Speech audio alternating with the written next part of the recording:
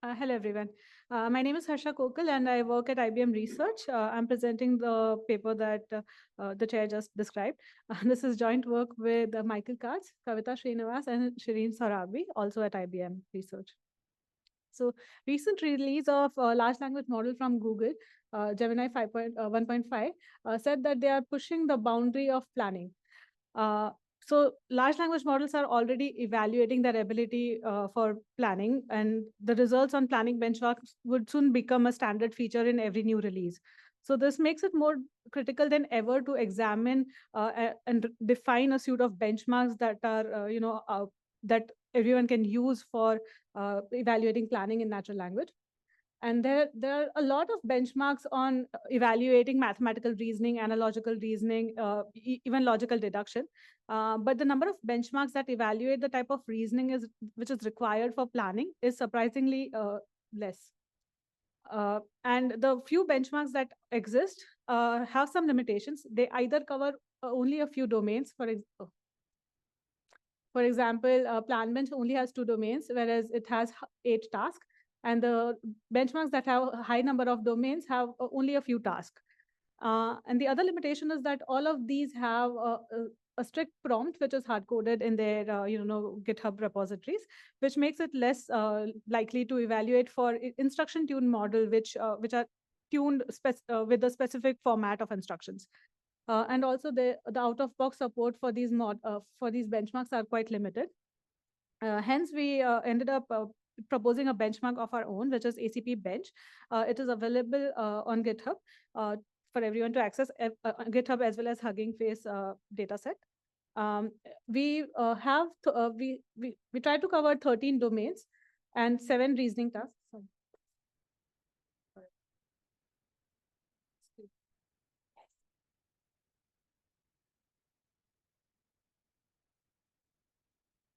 All right, so what I was saying. So I was saying that our benchmark supports more number of domains, and it has more number of tasks.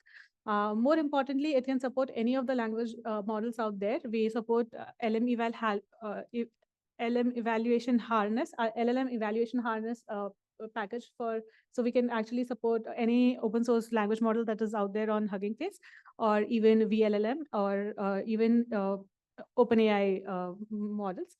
And we can configure any prompt that your instruction fine-tuned language model is using. And more importantly, our data set right now has focuses on Boolean and MCQ questions, which makes it easy to evaluate. So for example, a plan generation task is quite difficult to evaluate. You need special tools to verify if the generated plan is accurate or not, would reach the goal or not. Whereas MCQ and Boolean questions are easy to evaluate. And we believe that that is one of the driving forces. The ease of evaluation is one of the driving forces that led to such advancement in reasoning abilities of large language models.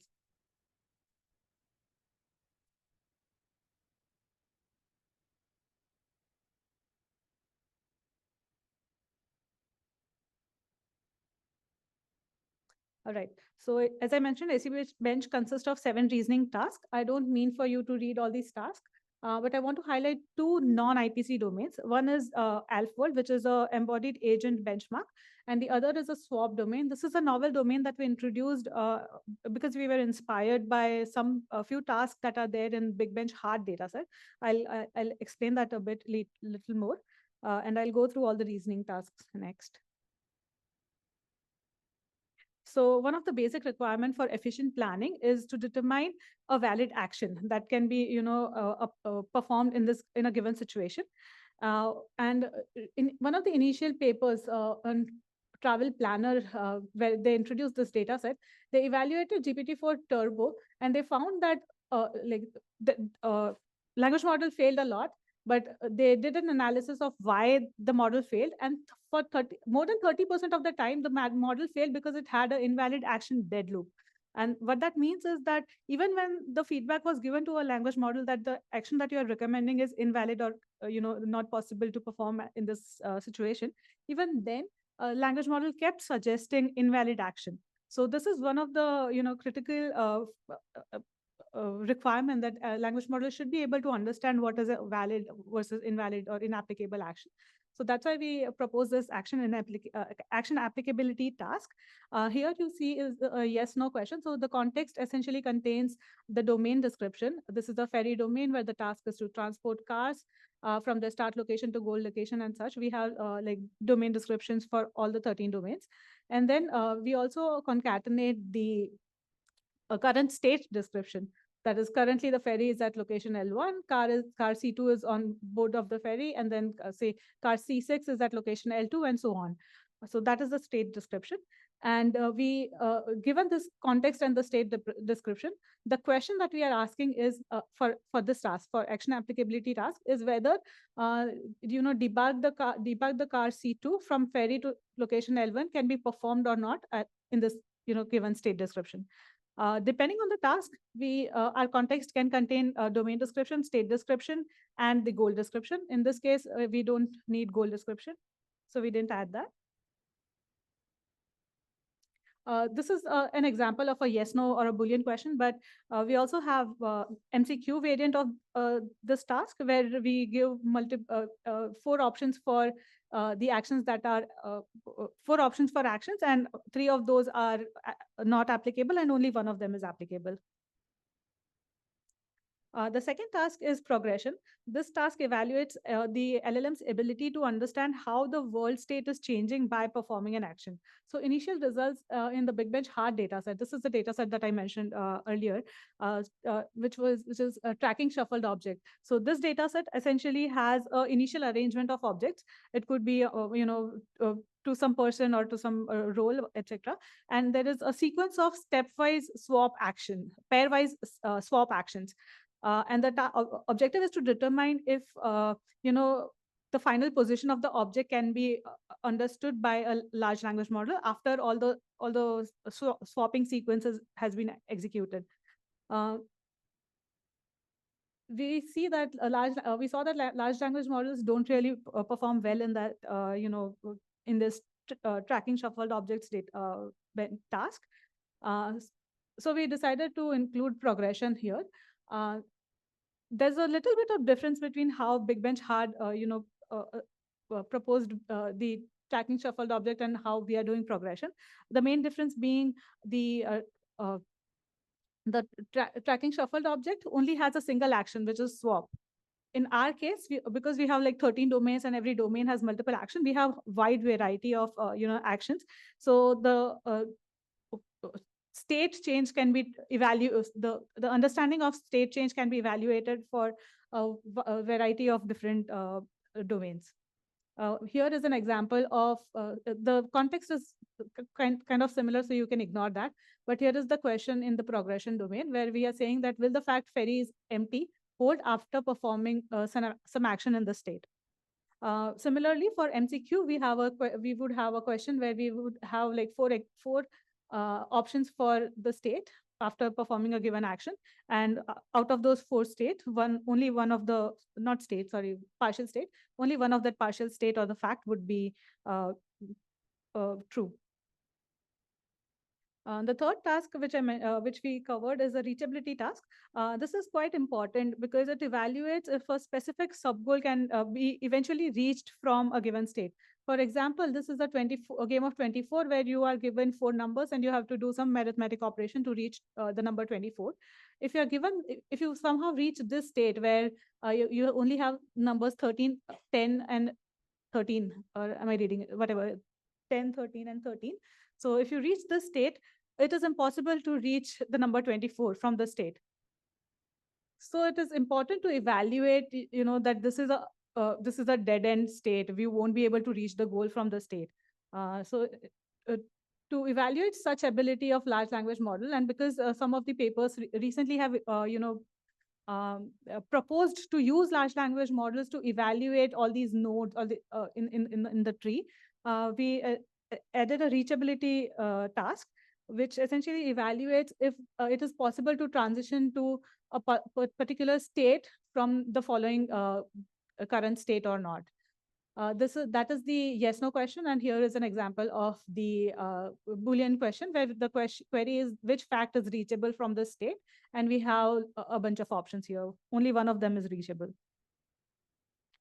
The next task is validation. There's a huge growing body of research that is advocating use of large language models for validation and self-refinement. And in this line of research, it is important for language models to even, you know, understand or evaluate if the plan is a valid plan or not. That's why we included validation as well in our data set, where we are giving language model a sequence of plans. So the context is kind of similar. You can ignore that. In the question, we include a plan, and we ask the language model if it is a valid, sequence of action or not for the current plan, current problem statement. And similarly, we have the sequence of plan in the question for MCQ as well. And the kind of question we ask in multiple choice is to understand if the given sequence is not valid. Is it not applicable, or is it applicable but does not achieve the goal, or is it actually a plan? The next task is action reachability. In the the AI buzzword right now is agentic AI workflows. So in agentic AI workflows, a lot of instructions or user queries are given as a action or an instruction, which should be executed. For example, if I'm at Philadelphia right now and I want to go back home to San Jose, and if I tell a agentic workflow to book me a direct flight from Philadelphia to San Jose, there is no direct flight from here, so I have to take a hop flight. But if I give such instruction, it is important that the language model understands that this is a impossible or infeasible action, and should not keep trying to find a say, for example, in tree of thought, it would keep analyzing ways to achieve that goal. So it is important for language model to understand that such an instruction, such an action cannot be reachable. That's why we include action reachability as another task. And the second last task is that of landmark. LLMs have shown to hallucinate or deviate from the given task a lot, and there's a body of research that encourages or proposes to use large language model to decompose the task and then use another set of language model to perform each of those decomposed tasks. In such a case, it is important for language model to understand what are the landmarks and what are the what is the possible decomposition. So that's why I included a landmark, and we believe this is one of the challenging tasks for language model. Also, this is the final task, which is justification. A major criteria for a sensible plan is that there should not be any unnecessary actions, especially in case of agentic AI workflows. We should not be calling APIs unnecessary and unless they serve some purpose. So the unjustified actions in a plan should be caught early to reduce waste of resources. So that's why we also include justification as one of the tasks here. All of these examples are there on the GitHub webpage, so feel free to look at that. And if you have any questions, let me know. But we evaluated more than 22, I think, more than that, language models. So funny story. When we were almost done with the paper, we were at Llama 3. Then no, we were at Llama 2, and then when we were writing the paper, we added Llama 3. Then I went for leave. I had a baby in May, and then when I came back in July, there was Llama 3.1. And when we were doing author rebuttals, it was Llama. We had O1 model. So at every phase of time, we have kept adding the models, and the paper might not have all the models, but we try to keep it updated on the website. Anyway, so what we saw was some of the large models perform well. For example, in the action applicability task, you see GPT-4o model is almost 96 or 96.92. But the small models are really struggling, especially in the reachability and validation task. You see anything less than 50 is basically worse than random here, because it's a Boolean task. And anything less than 25 in, say, validation is also worse than random on MCQ task. But among the small models, we saw that CodeStral and Mixtral at that time had the best performance among the smaller models. And overall, we found GPT-4o and Llama 3.1, 405 billion model to be one of the good performing ones. But understand that these tasks are only asking about a single action or a single fact, and not about the the complete domain, which is kind of required for doing plan generation. And we also did a little bit of domain-wise analysis to understand if any of the domains are okay. I'll skip this. Okay, I'll show this one. What I'm comparing here is different ways of prompting on the language model, as well as a fine-tuned model. And what you see, what I want you guys to take away here is that notice that the chain of thought prompting, just chain of thought prompting, is really not helping. What helped more was two-shot examples in all these models, smaller as well as large models, as well as the fine-tuned model. And this is the comparison of O1 reasoning model. But what I'm showing here is a difference between the best performing model and the O1 model. In this case, it is between the Llama 405 billion models and the best performing model, O1. Sorry, O1 and the Llama 405 billion model. And the negative values indicate that the O1 was worse than the Llama 405 billion. But you see that in Boolean, O1 did not help. O1 reasoning model didn't help a lot. But in MCQ, we see a little more improvement. And our speculation is that we see improvement with MCQ, because with reasoning model, you can actually reason about each option in the MCQ individually. And that's why gain this performance boost. But because the thoughts were not made public, we don't really know. Okay, questions?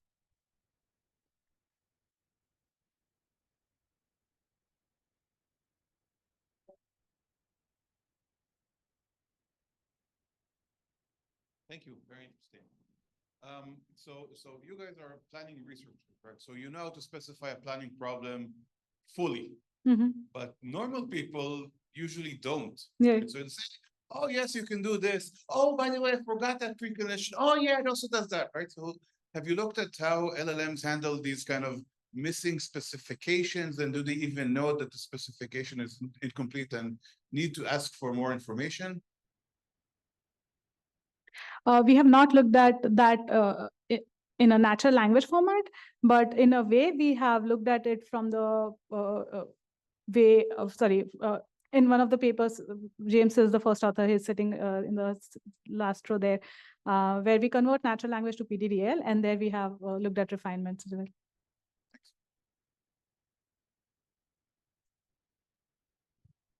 Only seconds. This testing, right? So what kind of prompting did you do? Did you just drop in question and you knew the right the context and the question, and you were expecting solution, or did you play with prompts? So most of the examples or the results that I showed, the big table that I showed, we did two-shot examples, chain of thought, two-shot prompting. But I did show an ablation where we compared it against just input output and chain of thought and two-shot. So zero-shot, chain of thought, zero-shot, chain of thought, two-shot, and input output two-shot. These are the in context pretty much. Yeah. Yeah. We did one ablation with fine-tuning. We did one ablation with fine-tuning where we saw that we segregated the 13 domains, 7 into training and 5 into testing domains, and we created a separate training set for the 7 domains that we used for training, and we fine-tuned a smaller model. And we saw that after fine-tuning, for the training domains, even though those problem sets were not seen before, even for the unseen problems, but the same domains, we saw that the fine-tuned model was able to outperform the best of the models. But for the test domains, the domains that were not part of the fine-tuning, the performance of the language model was at par with some of the large model, but not going beyond that. No external reasoners or something. No. Thank you.